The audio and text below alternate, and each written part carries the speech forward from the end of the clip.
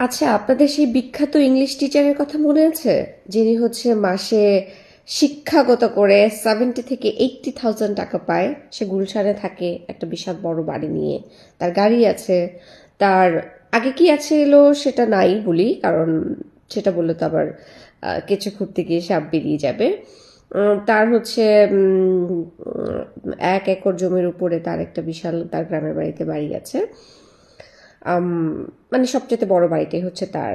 এই যে একজন মানে রিচ ম্যান, যারা তো টাকা, যারা তো অভিজাত্য, এত কিছু, এবং যে হচ্ছে ইংরেজির একজন শিক্ষক, তিনি নির্বাচন করার জন্য তার কেন হচ্ছে মানুষের কাছে চাঁদা চাইতে হচ্ছে, কেন মানুষের কাছ থেকে তার টাকা তুলতে হচ্ছে যে আমি নির্বাচনে দাঁড়াবো, আপনারা আমাকে সাহায্য করুন?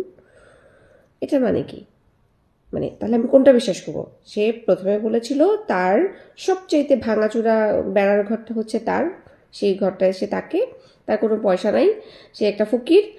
তারপরে সে হঠাৎ করে বলল যে না, আমি ফকির না, আমি গুলশানে থাকি, আমার বাড়ি আছে, আমার এই আছে সে আছে, আমি প্রতি মাসে এত এত টাকা আয় করি, আমি রিচ। আচ্ছা, সেটাও না হয়ে গেল। এখন আবার বলতেছে যে না, আমার কাছে টাকা নেই, আমি নির্বাচন করব, নির্বাচন করার জন্য আমাকে টাকা দেন।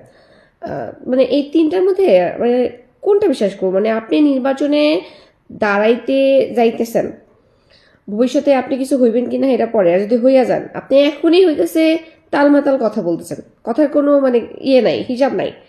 যখন আপনি ক্ষমতায় যাবেন, তখন আপনি কিতা কিতা বলবেন ভাইজান, সেটা আমারে বলেন। আপনাদের নিশ্চয়ই মনে আছে আমি কার কথা বলছি, কাকে রিলেট করতেছি। ইস not my key, is my security concern, where I go, how I go. Mister Hannan, Hannan মাসুদের কথা বললাম। সে ইলেকশন করবে, সে ফকিরের মতো সবার কাছে টাকা চাইছে।